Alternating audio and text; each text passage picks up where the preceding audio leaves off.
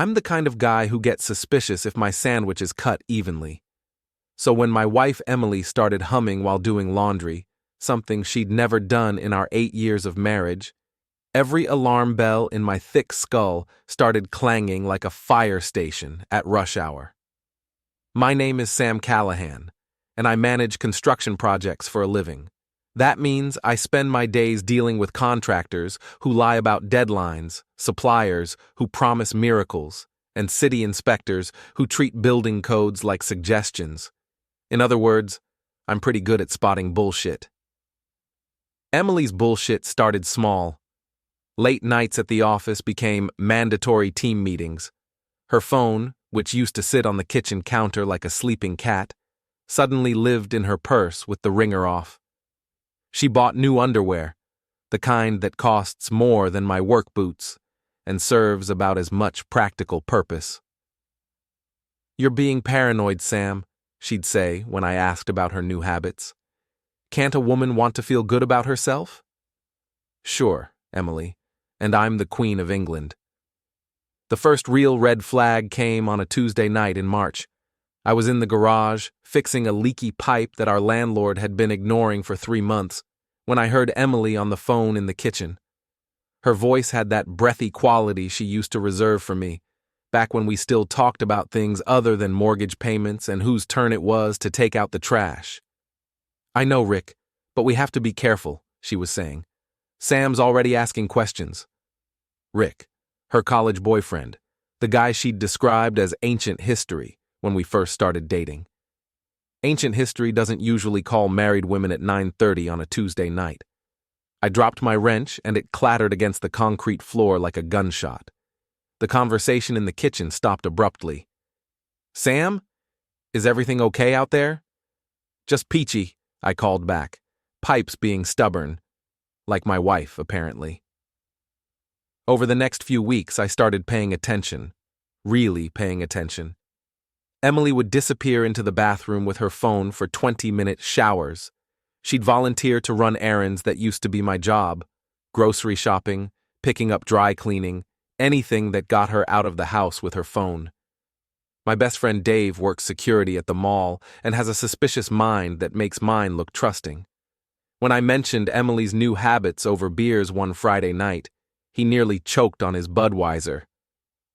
"Brother," he said, wiping foam from his mustache, "that woman is either planning a surprise party or planning to surprise you with divorce papers." "It's not my birthday for 6 months," I replied. Dave gave me the kind of look you'd give a puppy that just walked into a glass door. "Sam, my friend, you are about to get an education in the fine art of being screwed over." He was right, of course. Dave's always right about these things. His ex-wife ran off with their accountant, taking half his savings and his favorite recliner. He's got a PhD in marital betrayal. The smoking gun came on a Saturday morning in April. Emily was at her yoga class, or what she claimed was yoga class, and I was doing laundry. In the pocket of her jeans, I found a crumpled piece of paper with a confirmation number and the words, "Miami Beach Resort, April 20th, 24. Our anniversary is in June. My birthday's in October. Emily hates beaches, says sand gets everywhere and ruins her hair. I sat on our bed, holding that piece of paper like it was a live grenade. Miami Beach Resort. 4 days, during a week when she'd already told me she'd be swamped with work projects. My phone buzzed. A text from Emily. "Yoga running long, grabbing lunch with the girls, home around 3. The girls. Right. Because nothing says girls' lunch like booking a romantic getaway to Miami. I spent the next hour doing what any rational, mature husband would do. I snooped through everything Emily owned. Her laptop was password protected, but Emily's not exactly a cybersecurity expert. Her password was our wedding date, which would have been sweet if she wasn't using the laptop to plan a vacation with another man. Her email told the whole story. Rick Franklin, owner of Franklin Luxury Motors, had been in touch for 3 months. The emails started innocent enough. "Saw your LinkedIn profile, would love to catch up," but quickly escalated to, "Can't stop thinking about our time together," and Emily, you deserve so much better. Better than what? Better than a husband who works 60-hour weeks to keep us in a decent apartment? Better than a guy who still brings her coffee in bed on Sunday mornings? Better than someone who's never cheated, never lied, never made her feel like she was settling? Apparently, yes. The Miami trip was Rick's idea. A business conference he'd invented as cover. He'd even created fake conference materials. Rick was thorough, I'll give him that. The man who sold overpriced cars to desperate people had put real effort into selling my wife a fantasy. Emily came home at 3:15, glowing from her yoga class and humming that same tune that had started this whole investigation. "How was yoga?" I asked, not looking up from my laptop. "Great, really worked up a sweat." She kissed my forehead, and I caught a whiff of cologne that definitely wasn't mine. "I'm going to shower." "Emily," I said, as she headed toward the bathroom. "Yeah? Have a good lunch with the girls?" She paused, just for a second, but it was enough. "Oh yeah, Tara's got drama with her boyfriend again. You know how it is." I knew exactly how it was. That night, Emily made dinner, actually cooked with real ingredients and everything. She opened a bottle of wine, lit candles, and spent the evening being more attentive than she'd been in months. It was like being married to a guilty conscience with great legs. "Sam," she said as we were cleaning up, "I need to tell you about a work thing." Here it comes, I thought. The big lie. There's a marketing conference in Miami next week. It's last minute, but it's a great opportunity for networking. I know the timing's not ideal, but— "Sounds great," I interrupted. "You should go." Emily blinked. "Really? You're not upset?" "Why would I be upset? It's work, right?" "Right, exactly. Just work." She was a terrible liar. I'd seen better acting in high school plays. The next morning, Emily left early for pre-conference preparation. As soon as her car disappeared around the corner, I called Dave. "She's going to Miami with the ex," I told him. "Damn! I was hoping I was wrong." Dave paused. "What's the plan?" "I'm working on it. Please tell me it involves public humiliation." "Dave, my friend, you know me so well." Monday morning, Emily texted me from the airport. "Flight's delayed, but should be in Miami by noon. Don't be jealous. It's just a harmless trip to Miami with my ex." She actually wrote that. "Don't be jealous. It's just a harmless trip to Miami with my ex." Like she was admitting to everything and daring me to do something about it. I stared at that text for a full minute, feeling something cold and sharp settle in my chest. Emily thought I was stupid. She thought I was the kind of husband who'd swallow any lie, accept any excuse, and smile while she made a fool of me. She was about to learn otherwise. I typed back, "No problem, but his wife isn't very happy about it." Then I sent a screenshot of Emily's text to Monica Franklin. My phone started ringing immediately. Monica Franklin called me 17 times in the first hour. When I finally answered, she was crying, screaming, and threatening to burn down half of Miami Beach. "That bastard told me he was going to a car auction," she sobbed into the phone. "A fucking car auction, Sam. And your wife is there with him?" "Apparently so," I said, trying to sound calmer than I felt. "I just found out myself." "Where do you live?" Monica asked. "I'm coming over." "Monica, maybe we should—" "Where do you live?" I gave her my address. What else was I going to do? The woman's husband was screwing my wife in Miami. We were allies now, whether I liked it or not. Monica arrived 20 minutes later, driving a black BMW like it was a missile aimed at my front door. She was tall, blonde, and furious in a way that made hurricanes look like gentle breezes. She wore a designer suit that probably cost more than I make in a month, and her heels clicked against my sidewalk like gunshots. "Show me everything," she demanded, pushing past me into my living room. I showed her the emails, the Miami confirmation, the months of lies and careful planning. Monica read it all with the focus of a prosecutor building a murder case.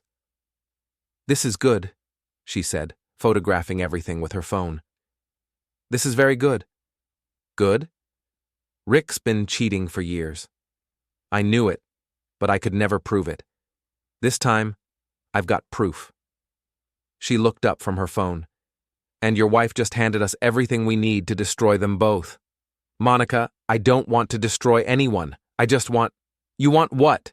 To forgive and forget? To work it out in counseling? Monica laughed, but there was no humor in it. Sam, let me explain something to you. Right now, your wife is in a hotel room with my husband, probably ordering room service and planning how to spend the money they're going to take from us in the divorce. You think they deserve your mercy? She had a point. My phone buzzed. A text from Emily. Conference is great so far. Wish you were here. I showed Monica the text. Her face went through several interesting color changes. That bitch, she whispered.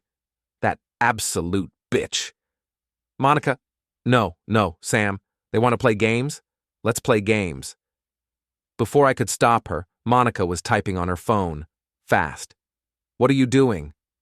Posting on Facebook. So grateful to find out my husband Rick Franklin is in Miami with his college girlfriend instead of the car auction he told me about. Some wives are so lucky. And I'm tagging everyone we know. Monica, wait. Already posted. And I'm sending the screenshots to his boss, his mother, and that gossipy receptionist at his dealership who knows everyone in town. My phone started buzzing. Then it started ringing. Then it started doing both at the same time. Jesus, I muttered, watching notifications pile up on my screen. This is just the beginning, Monica said with satisfaction.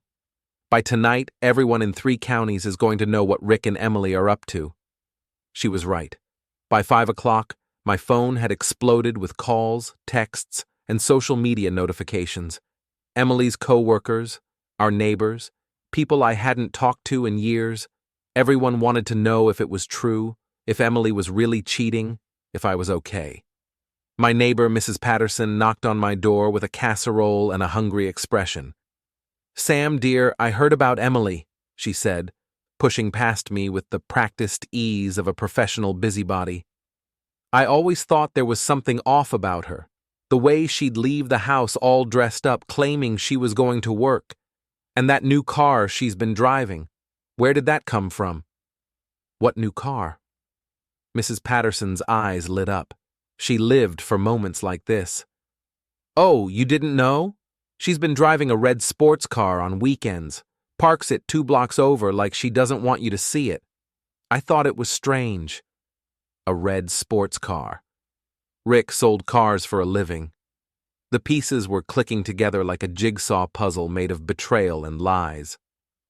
What kind of car? I asked. One of those expensive ones. A Corvette, maybe? Or a Porsche?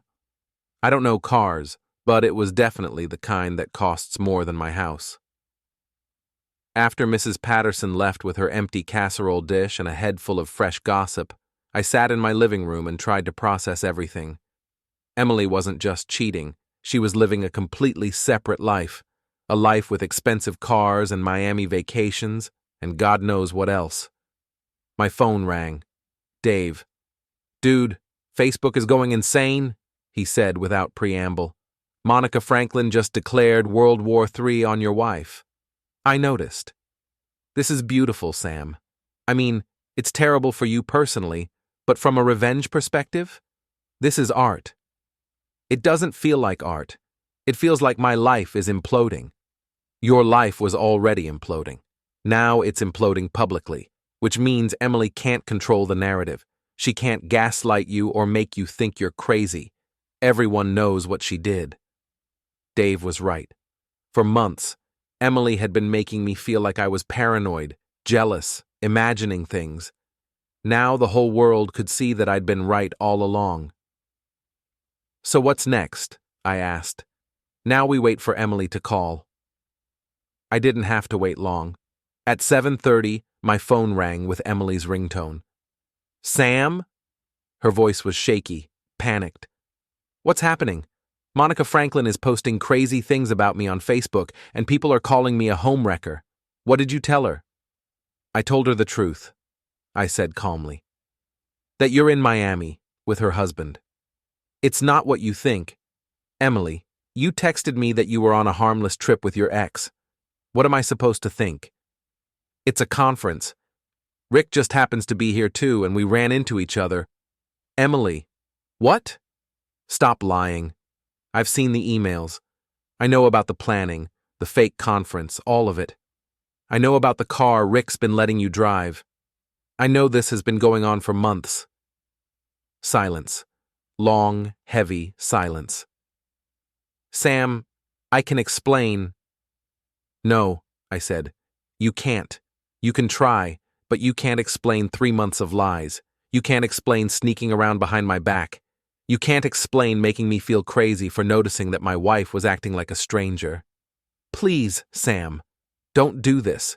We can work it out when I get home. When you get home, Emily, you're going to find that a lot of things have changed. I hung up.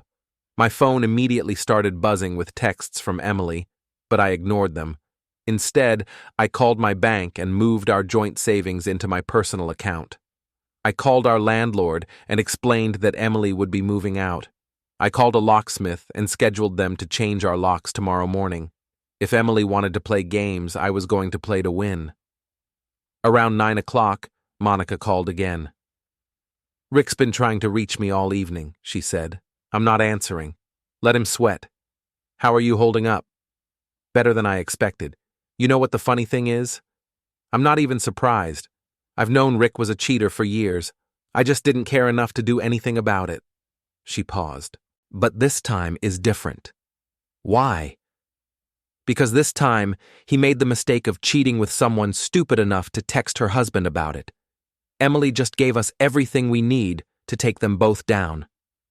Monica was enjoying this way too much, but I had to admit, her enthusiasm was infectious. For the first time in months, I felt like I had some control over my life. What's the plan? I asked. Tomorrow, while they're still in Miami thinking they're getting away with it, we're going to make sure everyone they know, everyone they work with, and everyone they've ever met knows exactly what kind of people they are. And then? Monica's laugh was sharp as broken glass.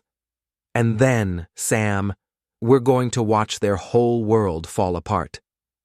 Wednesday morning brought 2 things: a locksmith named Jerry who whistled while he worked, and a phone call from Emily's boss. Sam, this is Patricia Chen from Meridian Marketing. I'm Emily's supervisor. Morning, Patricia. Emily's still in Miami at that conference. That's actually why I'm calling. Patricia's voice was carefully neutral. We don't have any employees attending conferences in Miami this week. In fact, we don't have any conferences scheduled until June. Interesting, I said, watching Jerry install new deadbolts on my front door. Emily seemed pretty excited about the networking opportunities. Sam, I need to ask you directly, is Emily having an affair? The question hung in the air like smoke. Patricia Chen was asking because Monica's Facebook post had made its way through Emily's workplace. In a company of 30 people, gossip traveled faster than email. I believe she is, I said. I see. Patricia sighed. This puts us in a difficult position. Emily's been using sick days and personal time for what she claimed were work-related activities.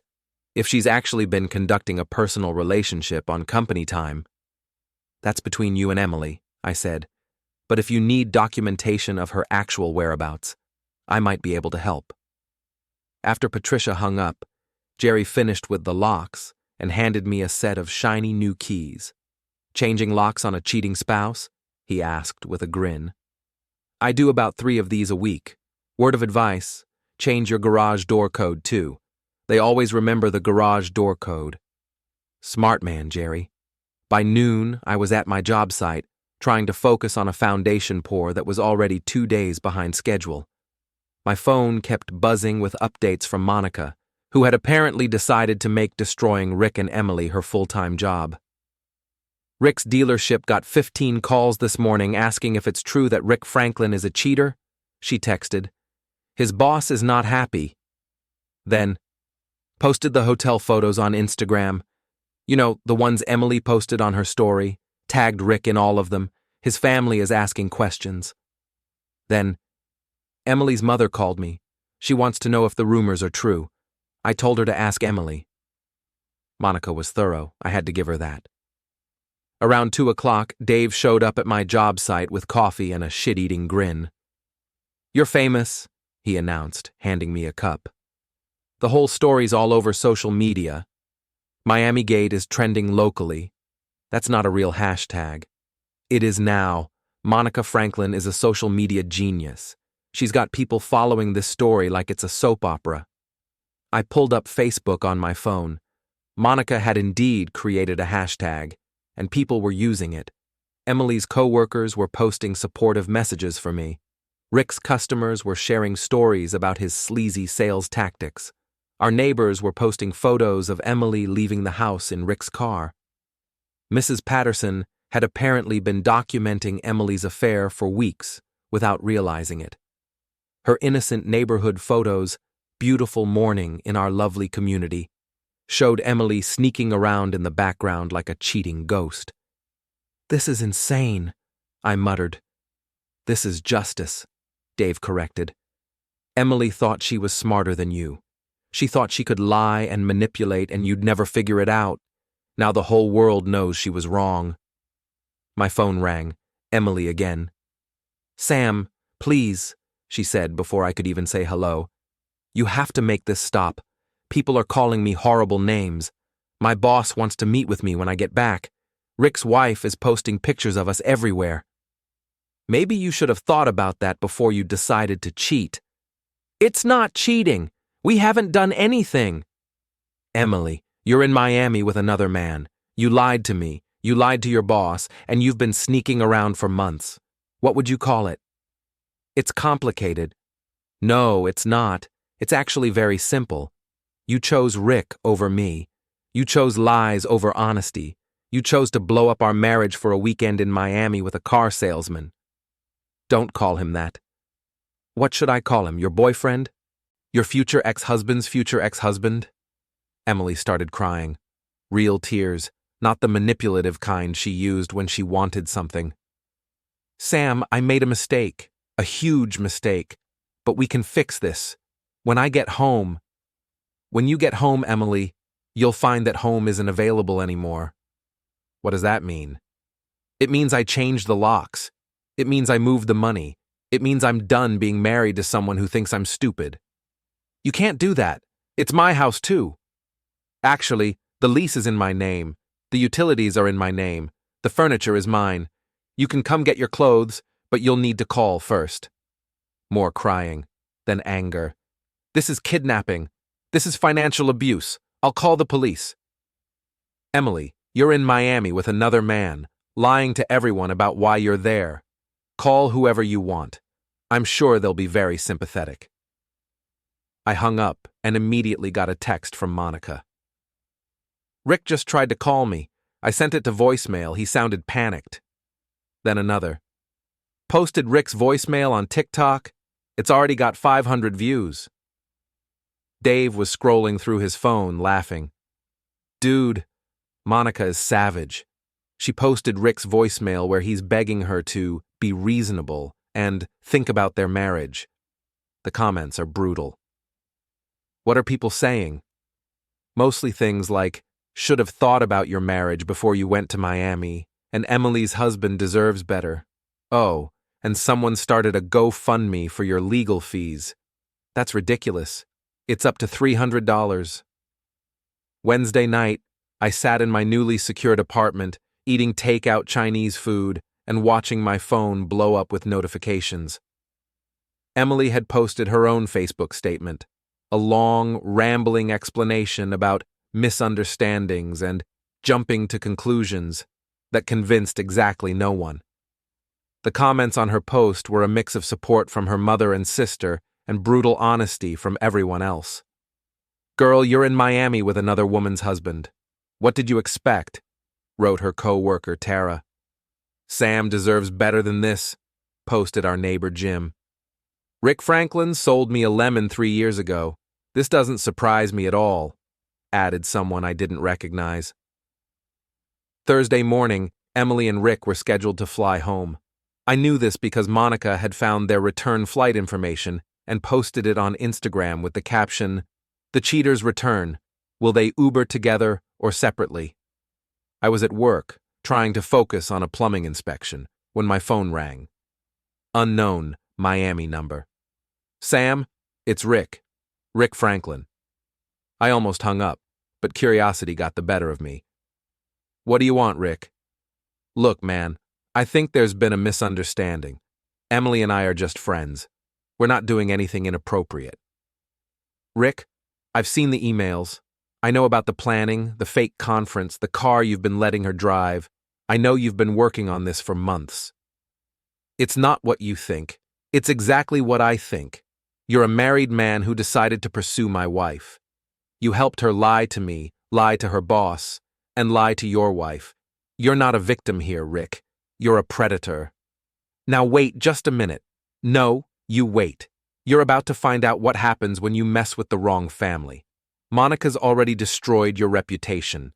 Emily's about to lose her job, and I'm just getting started. Are you threatening me? I'm promising you, stay away from my wife, stay away from me, and maybe, if you're lucky, you'll still have a business to go back to." I hung up and immediately called Monica. "Rick just called me," I told her. "What did he say?" "He tried to convince me that nothing happened, that they're just friends." Monica laughed. "Just friends don't book hotel rooms together. Just friends don't lie to their spouses.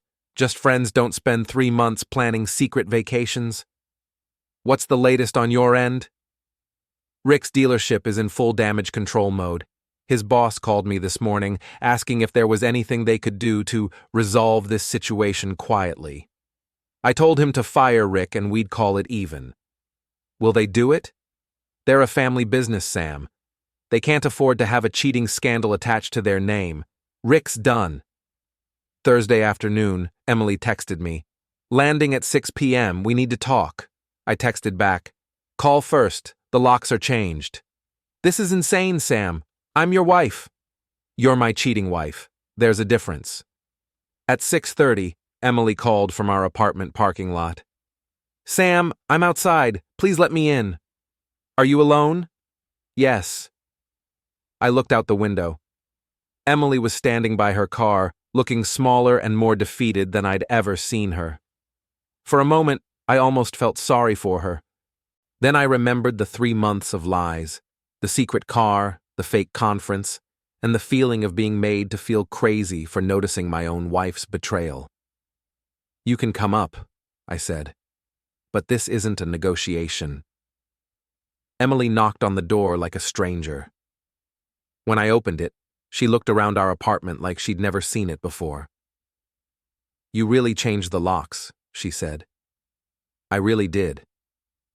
"Sam, we need to talk about this rationally." "We needed to talk rationally 3 months ago before you started sneaking around with Rick. Now we need to talk about divorce."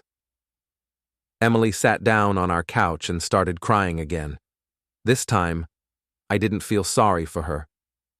"I never meant for this to happen," she said. "But it did happen. You made it happen. You chose to lie to me every day for 3 months. You chose to humiliate me in front of everyone we know. You chose Rick over me.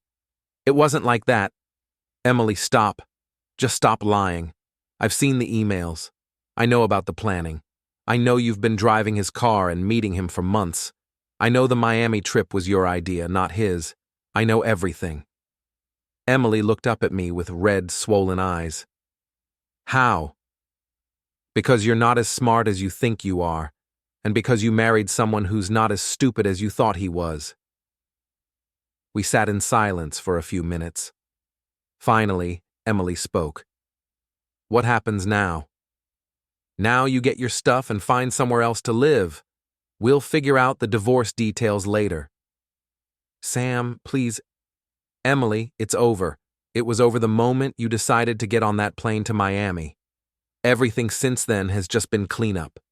Emily packed 2 suitcases and left without another word.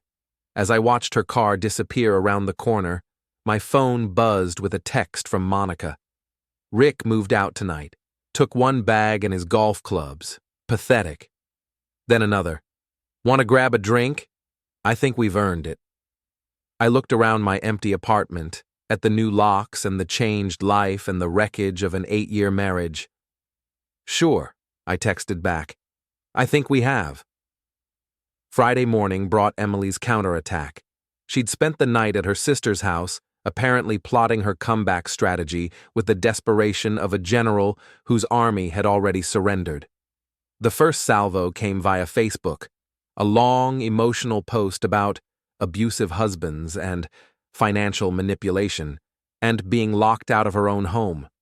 She painted herself as the victim of a controlling marriage, claiming I'd isolated her from friends and monitored her every move. It was a masterpiece of manipulation, and it might have worked if Monica hadn't already spent 3 days documenting Emily's affair for the entire internet to see. The comments on Emily's post were swift and brutal. "Girl, you were caught cheating in Miami. This isn't about abuse, it's about consequences," wrote Tara from Emily's office. "Maybe don't cheat on your husband if you want to keep living in his apartment," added our neighbor Jim. "Emily, I've known you for 5 years. Sam never controlled you.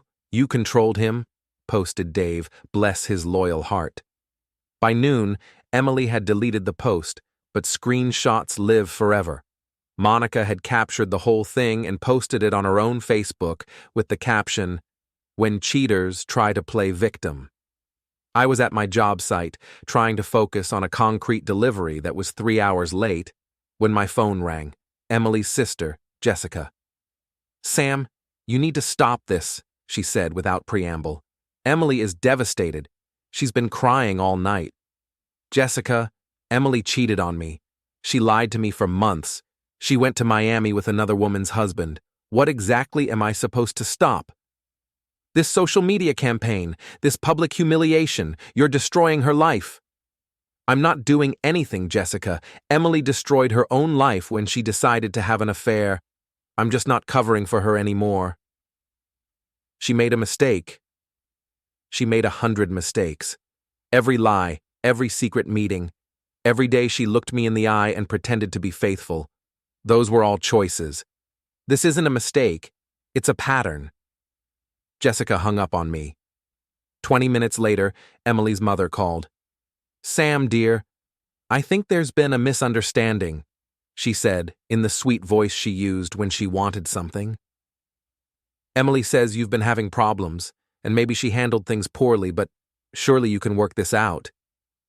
"Mrs. Rodriguez, Emily was in Miami with Rick Franklin.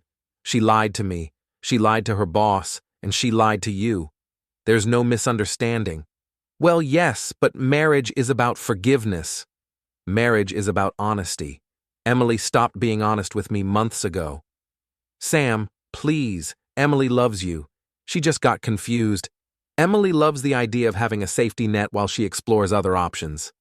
That's not the same thing as loving me." I hung up and immediately got a text from Dave. "Emily's family is calling everyone, trying to get people to pressure you into taking her back. Thought you should know." Then Monica texted, "Rick's mother called me, wanted to know if we could work things out for the sake of the families. I told her to ask Rick why he thought Miami was a good idea." The pressure campaign continued all weekend. Emily's friends, her family, even our old neighbors from our previous apartment, everyone had an opinion about how I should handle my cheating wife. But something funny happened. For every person who called to tell me I should forgive Emily, 2 more called to tell me I was doing the right thing. People I barely knew were reaching out to share their own stories of betrayal and divorce, offering support and advice. "You're handling this better than I did," said Tom from my gym. "When I caught my ex cheating, I just fell apart. You're actually fighting back." "Emily always seemed fake to me," admitted Sarah, a woman from Emily's yoga class. "Like she was performing being married instead of actually being married." By Sunday, the story had taken on a life of its own. Monica had created a private Facebook group called Miami Gate Support Group, where people were sharing their own cheating spouse stories and offering each other advice. It had over 200 members. "This is insane," I told Dave over beers Sunday night. People are treating my divorce like entertainment. People love a good cheating spouse story, Dave replied, especially when the cheater gets caught so spectacularly. Emily thought she was smarter than everyone else, and now everyone gets to watch her learn otherwise. I just wanted her to stop lying to me. Mission accomplished. She can't lie to you anymore because everyone knows the truth. Monday morning brought Emily's nuclear option. She showed up at my job site. I was reviewing blueprints with my foreman when I heard shouting from the parking area. Emily was standing next to a taxi, wearing her best wronged wife outfit and carrying a folder that probably contained divorce papers. "Sam," she called out, "we need to talk." Every worker on the site stopped what they were doing. Construction workers love drama, especially when it doesn't involve them personally. "Emily, you can't be here," I said, walking over to her. "This is a work site. You need a hard hat and safety gear. I need to talk to my husband. Your husband is working, and you don't live with your husband anymore because you decided to take a vacation with Rick Franklin instead." A few of the guys chuckled. Emily's face turned red. "Sam, please, can we just talk privately?" "Emily, there's nothing private about our marriage anymore. You made sure of that when you posted on Facebook about what a terrible husband I am. I was upset. You were caught. There's a difference." Emily opened her folder and pulled out a stack of papers. "These are divorce papers. I'm filing for divorce, and I'm asking for half of everything." "Good luck with that," I said. "You might want to check with a lawyer about how adultery affects property division in this state." Emily's confidence wavered. "What do you mean?"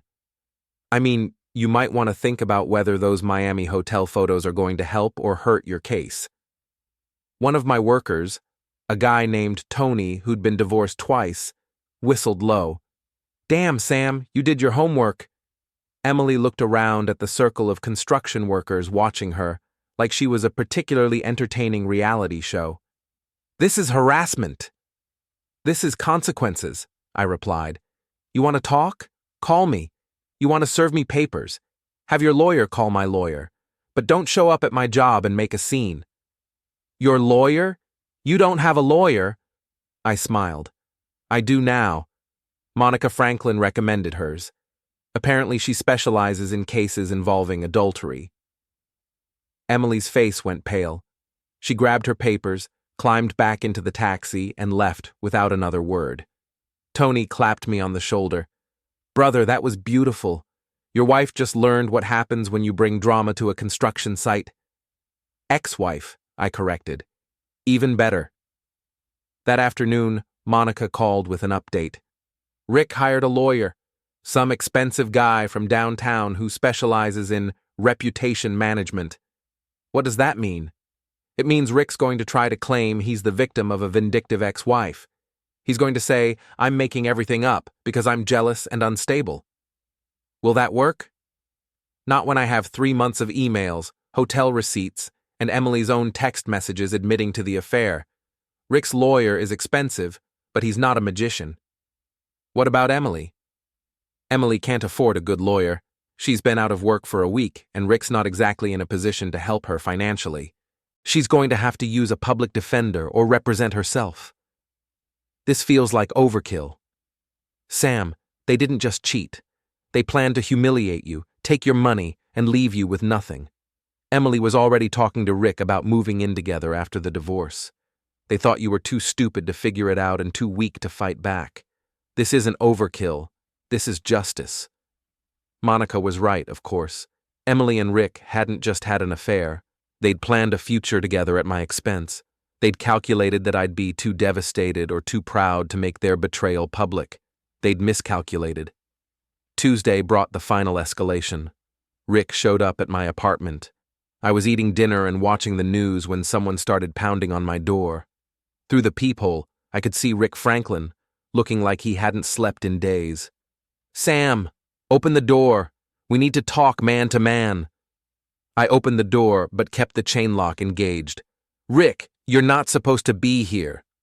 This has gone too far. You're destroying my life over a misunderstanding." "Rick, You took my wife to Miami. You helped her lie to me for months. You gave her a car to drive so she could sneak around behind my back. What exactly did I misunderstand? It wasn't supposed to happen like this.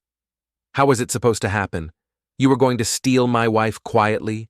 You were going to help her divorce me without anyone finding out about your affair?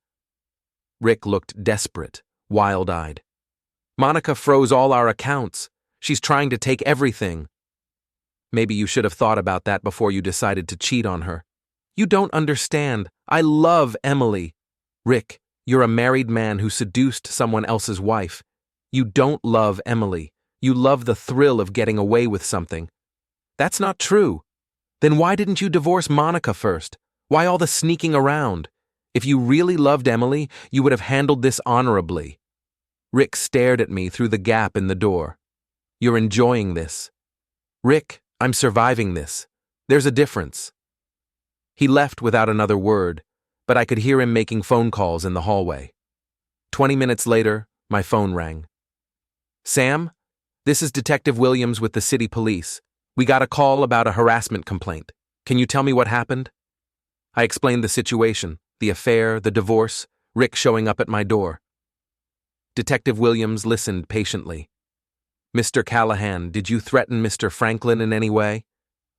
No, sir. I told him he wasn't supposed to be here, and suggested he should have divorced his wife before pursuing mine. Did you post anything threatening on social media? I haven't posted anything on social media. My ex-wife's affair became public when she texted me about it, and Rick's wife shared the information. I've been responding to questions, but I haven't initiated any of the publicity. I see. Well, Mr. Franklin claims you're orchestrating a harassment campaign against him. Detective, Rick Franklin helped my wife lie to me for 3 months, then took her to Miami for a romantic vacation. When that became public knowledge, he lost his job and his wife filed for divorce. He's looking for someone to blame besides himself. Detective Williams chuckled. Mr. Callahan, I've been doing this job for 15 years. I've seen a lot of cheating spouse cases. Usually the betrayed spouse does something stupid, follows them around, makes threatening phone calls, vandalizes property. You've been remarkably restrained. I just want them to leave me alone. Well, I'm going to have a conversation with Mr. Franklin about appropriate boundaries, and I'm going to suggest he focus on his own legal problems instead of bothering you. After the detective hung up, I sat in my quiet apartment and realized something. I was winning. Not just the divorce, not just the public relations battle, but the whole war. Emily and Rick had tried to destroy my life quietly, and instead they'd destroyed their own lives publicly. It was almost over. Wednesday morning, I woke up to find that Emily had made one last desperate play. She'd given an interview to Channel 7's morning show about domestic abuse and financial manipulation. The interview aired at 6 a.m., apparently timed to catch me off guard. It was a masterclass in victim playing. Emily sat in the studio wearing a conservative dress and minimal makeup, looking fragile and wounded. She talked about feeling trapped in our marriage, about my controlling behavior, and about how I'd weaponized social media against her. Sam isolated me from my friends, she told the sympathetic host. He monitored my phone, questioned my every move, and made me feel like a prisoner in my own home. When I finally found the courage to reach out to an old friend for support, he turned it into something ugly and vindictive. The old friend, of course, was Rick. The reaching out for support was 3 months of planning a secret vacation. But Emily told it like she was escaping an abusive marriage, not conducting an affair. It was brilliant, actually. If I hadn't spent the last 2 weeks documenting her lies, it might have even worked. My phone started ringing before the interview was over. Dave, Monica, my co-workers, even Mrs. Patterson. Everyone wanted to know if I'd seen it. She's good, Monica said when I answered her call. I'll give her that. If I didn't have emails of her planning to leave you for Rick, I might actually believe her. What do? We tell the truth. All of it. Everything we've been holding back. Monica, Sam, Emily just declared war on live television. She's trying to destroy your reputation to save her own. We can't let her get away with that." Monica was right. Emily had escalated beyond private drama into public character assassination. She was betting that her version of events, the abused wife escaping a controlling husband, would be more appealing than the truth. She was about to lose that bet. By 10 a.m., Monica had posted a response video on Facebook. Not a rant, not an emotional outburst, but a calm, methodical presentation of evidence. She showed Emily's emails planning the Miami trip. She showed the hotel reservations Rick had made. She showed the photos Emily had posted from Miami, clearly showing her and Rick together. "This is Emily Callahan," Monica said in the video, showing a screenshot of Emily's text to me. "Don't be jealous. It's just a harmless trip to Miami with my ex." This is not the language of an abused wife reaching out to a friend for support. This is the language of someone who thinks her husband is too stupid to figure out what she's doing. The video went viral immediately. Within 2 hours, it had been shared over 1,000 times. The comments were overwhelmingly supportive of Monica and me. "Emily played herself," wrote one commenter. "You can't claim abuse when there's evidence of you bragging about cheating." "This woman went on TV and lied about domestic abuse. That's disgusting," added another. By noon, Channel 7 had called Monica asking for an interview. By 2 p.m., they'd called me. "Mr. Callahan, we'd like to give you a chance to respond to your wife's allegations," said the producer who called me. "Ex-wife," I corrected, "and I don't think a TV interview is the right forum for this." "But surely you want to defend yourself against these serious accusations." "The evidence speaks for itself. Emily's own text messages, emails, and social media posts tell the real story. Anyone who wants to know the truth can look at the actual evidence instead of listening to someone who's been lying for months." "So you're declining to appear on the show?" "I'm declining to participate in Emily's publicity campaign. She's trying to rewrite history, and I'm not going to help her do it." The producer seemed disappointed, but I didn't care. Emily wanted to turn our divorce into a media circus, but I wasn't going to be a performer in her show. Instead, I did something better.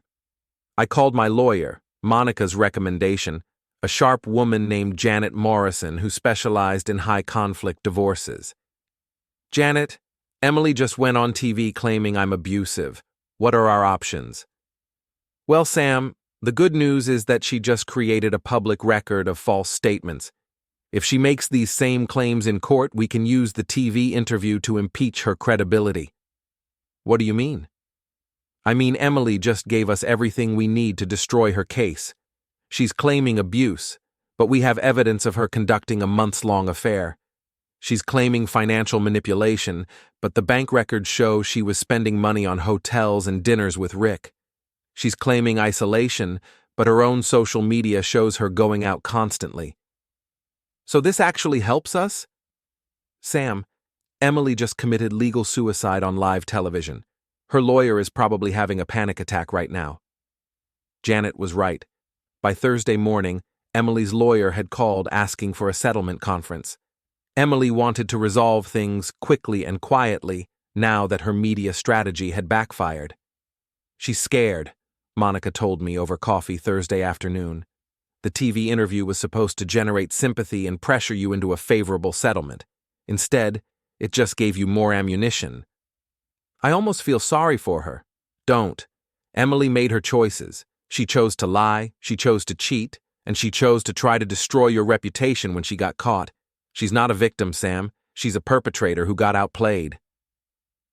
Thursday night, Emily called me directly for the first time since she'd moved out.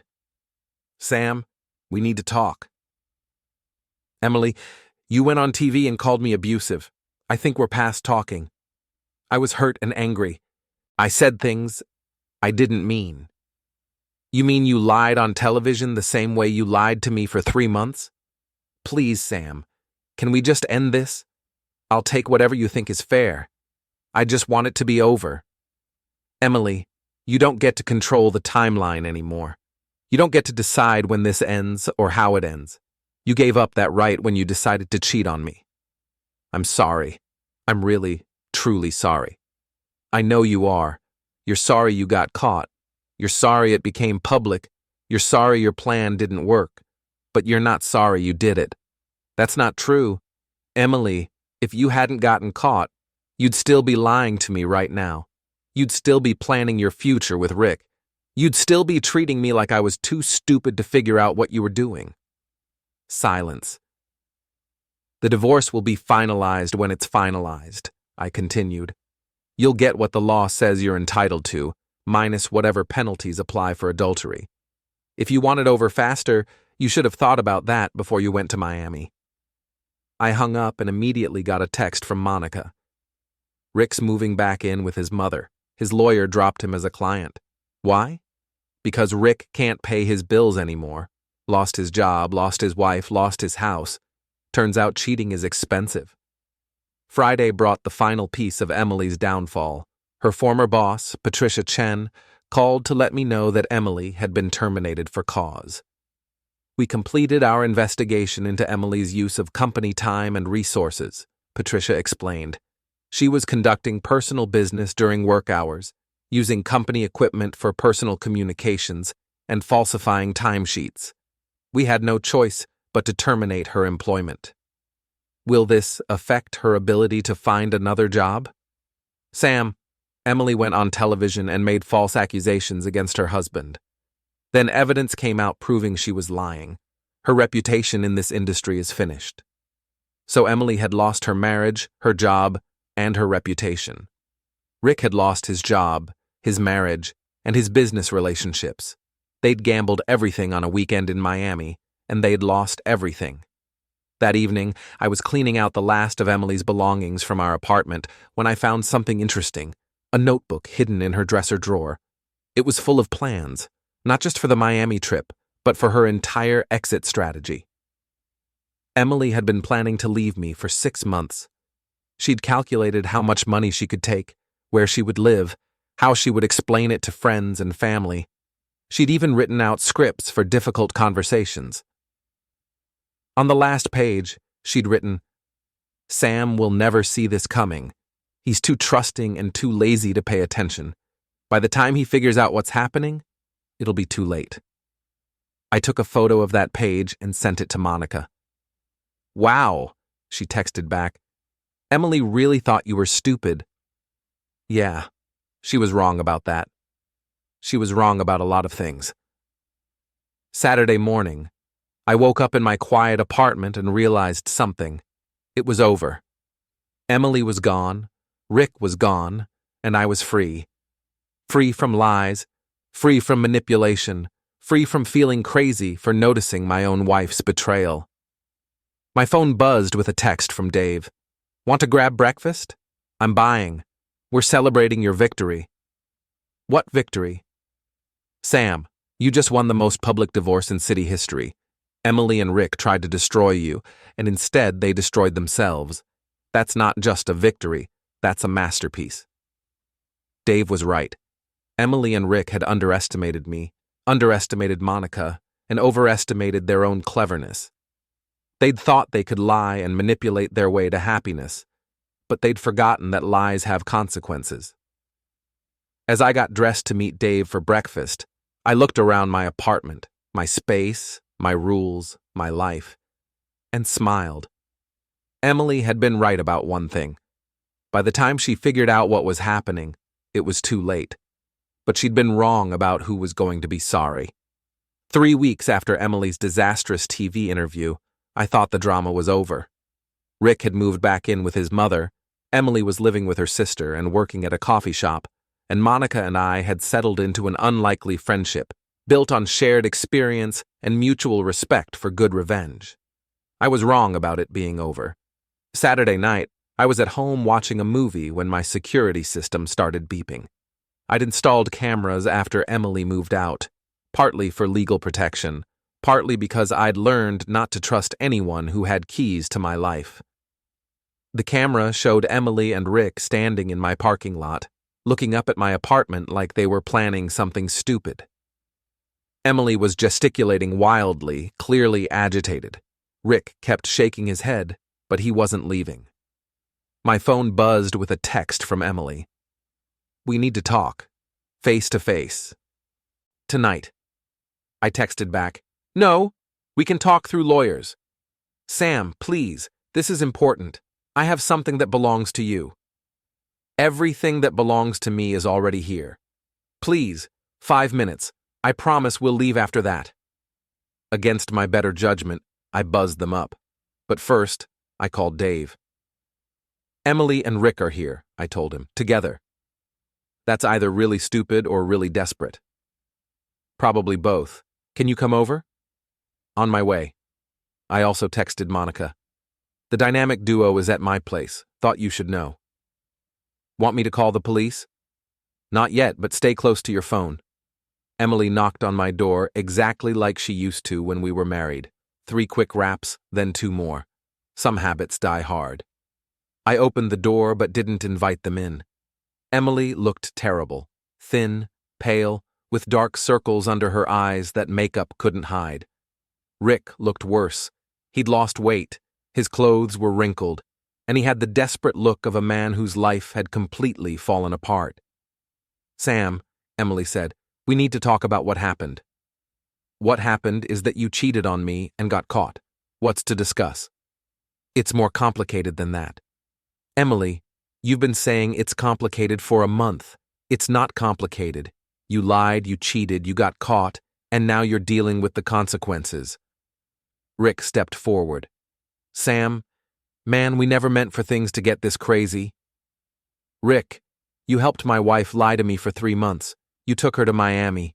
You gave her a car to drive so she could sneak around behind my back. What exactly didn't you mean to happen?" "We didn't mean for everyone to find out like this. We were going to handle it quietly, respectfully." I laughed. Actually laughed. "Respectfully? Rick, you were fucking my wife. There's nothing respectful about that." Emily flinched. "Sam, please what? Please pretend this didn't happen. Please forgive you so you can do it again. Please make this easier for you." "We want to make this right," Rick said. "You want to make this right? Give me a time machine. Let me go back to before you decided to destroy my marriage. Let me go back to when my wife actually loved me instead of planning to leave me for a car salesman." "I did love you," Emily said quietly. "Emily, I found your notebook. The one where you wrote that I was too stupid to figure out what you were doing. The one where you planned your whole exit strategy. That's not love. That's calculation." Emily's face went white. "You weren't supposed to find that." "I wasn't supposed to find a lot of things, but I did. Because despite what you wrote in that notebook, I'm not actually stupid." Rick was getting agitated. "Look, Sam, we get it. You're angry. But this public humiliation thing has gone too far. Emily lost her job. I lost my business. Monica took everything in the divorce. We've been punished enough." "Rick, you haven't been punished at all. You've experienced consequences. There's a difference." "What do you want from us?" Emily asked. "What will it take for you to call off Monica and end this social media campaign?" "I want you to understand something," I said, looking directly at Emily. "I'm not running a social media campaign. I'm not controlling Monica. I'm not orchestrating anything. You created this situation by cheating and lying. Monica responded to being betrayed by her husband. Other people responded to watching someone they knew get screwed over. This isn't a conspiracy against you. This is what happens when you treat people like garbage." "But you could stop it," Rick said. "You could ask people to leave us alone." "Why would I do that? You didn't leave me alone. You spent 3 months interfering in my marriage. You helped my wife lie to me every single day. You planned to take her away from me and let me find out after the fact. Why should I protect you from the consequences of your own actions?" That's when Rick made his mistake. He stepped closer to me, trying to use his height to intimidate me. "Because if you don't, things might get worse for everyone involved." "Is that a threat, Rick?" "It's a reality check. This situation is getting out of hand." I pulled out my phone and started recording. "Rick, are you threatening me?" "I'm not threatening anyone. I'm just saying that everyone has secrets, and maybe yours should stay private." What secrets would those be? Rick looked confused. He'd expected me to back down, to be scared of whatever imaginary leverage he thought he had. Sam, Emily said. Rick meant exactly what he said. He's threatening to make up lies about me if I don't somehow magically undo the consequences of your affair. Dave's voice came from behind them. Is there a problem here? I'd given Dave a spare key weeks ago. He'd let himself in and had been listening from the hallway. No problem, I said. Rick was just leaving. Actually, Dave said, I think Rick was just threatening Sam. I heard the whole thing. Rick's face went red. I wasn't threatening anyone. Rick, Dave said calmly, I work security. I know what a threat sounds like. You just told Sam that things might get worse if he doesn't do what you want. That's textbook intimidation. This is ridiculous, Emily said. We just came here to talk. You came here to pressure Sam into cleaning up the mess you made, Dave replied. And when he wouldn't cooperate, Rick decided to try intimidation. My phone rang. Monica. Sam, I'm downstairs. I saw Emily's car in your parking lot. Come on up, I said. The gang's all here. Emily looked panicked. Monica doesn't need to be involved in this. Monica's already involved. You involved her when you decided to have an affair with her husband. When Monica arrived, the dynamic in my small living room shifted completely. Emily and Rick suddenly looked like what they were, two people who'd made terrible decisions and were now facing someone they'd wronged directly. Well, Monica said, looking around the room, this is cozy. The cheaters came to visit. Monica, Emily said, we're trying to resolve this situation. What situation is that, Emily? The situation where you fucked my husband? Or the situation where you're both facing the consequences of fucking my husband? We're trying to move forward, Rick said weakly. Move forward? Monica laughed. Rick, you destroyed 2 marriages, lost your job, lost your house, and lost your reputation. Where exactly are you moving forward to? We want to start over, Emily said. Together. But we can't do that with all this negativity following us around. Negativity? I stared at her. Emily, you call the consequences of cheating negativity? We made mistakes. You made choices. Every lie, every secret meeting, every day you looked me in the eye and pretended to be faithful. Those were choices. And now you're living with the results of those choices. Rick tried one more time. Sam, be reasonable. We're all adults here. Adults take responsibility for their actions, Dave said. Adults don't blame other people when their lies catch up with them. Adults don't threaten people when they don't get their way, Monica added. Emily started crying again. The real tears, not the manipulative ones. This isn't how it was supposed to happen. How was it supposed to happen? I asked. You were going to divorce me quietly, take half my stuff, and run off with Rick? I was going to find out you'd been cheating for months and just accept it? You were going to destroy my life and I was going to thank you for it? We didn't want to hurt anyone. Emily, you can't have an affair without hurting people. You can't lie to someone for months without hurting them. You can't plan to abandon your marriage without hurting your spouse. You wanted to hurt me quietly, privately, where no one would see it. But you got caught, and now everyone can see what you did. Monica stepped forward. Here's what's going to happen. You two are going to leave Sam alone. You're going to stop calling, stop texting, stop showing up at his home. You're going to handle your divorce through lawyers like civilized people. And if we don't? Rick asked. If you don't, I'll make sure everyone knows that you came here tonight to threaten Sam. I'll make sure your mother knows, Rick. I'll make sure Emily's new boss knows. I'll make sure everyone in both your families knows that when you couldn't manipulate your way out of consequences, you resorted to intimidation. Emily and Rick looked at each other.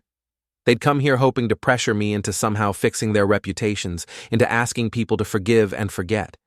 Instead, they'd made things worse for themselves. This isn't over, Rick said as they headed for the door. Yes, it is, I replied. It's been over since the moment Emily texted me from Miami. Everything since then has just been you two figuring out how badly you miscalculated.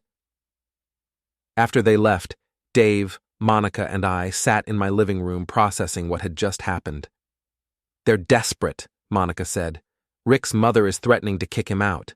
Emily can't find a decent job because everyone knows she's a cheater and a liar. They thought if they could pressure you into asking people to back off, maybe they could rebuild their lives somewhere else. Will they try something else? I asked. Probably not, Dave said. Rick's not actually dangerous, just stupid. And Emily's too worried about her own reputation to do anything that would make her look worse. What happens now? Monica smiled. Now they disappear. They'll probably move to another city, try to start over where no one knows their story. Rick will get a job selling used cars somewhere. Emily will find work in some industry where they don't Google applicants. They'll probably stay together for a while, bonded by their shared humiliation. Will they be happy? Sam, Monica said, people who are capable of what they did aren't capable of happiness. They'll always be looking for something better, someone else to blame, another shortcut to what they want. They'll probably cheat on each other eventually. Dave raised his beer. To Sam Callahan, who proved that sometimes the good guys win. To Monica Franklin, I replied, who proved that revenge is a dish best served publicly. To both of you, Monica said, for showing me that when someone screws you over, you don't have to take it quietly. We drank to that. 6 months later, I heard through the neighborhood gossip network that Emily and Rick had moved to Phoenix. Rick was selling cars at a small lot on the outskirts of town. Emily was working as a receptionist at a dental office. They'd gotten what they wanted. They were together. But they'd lost everything else in the process. Monica and I stayed friends. She started a support group for people dealing with cheating spouses, and it grew into a small non-profit organization. She found her calling in helping other people navigate the aftermath of betrayal. Dave remained Dave, loyal, sarcastic, and always ready with a beer and good advice. As for me, I learned that I was stronger than I'd thought, smarter than people assumed, and capable of fighting back when someone tried to destroy my life. Emily had been wrong about a lot of things, but she'd been especially wrong about one. I wasn't too stupid to figure out what she was doing. I was just smart enough to let her destroy herself while I watched. And sometimes, that's the best revenge of all.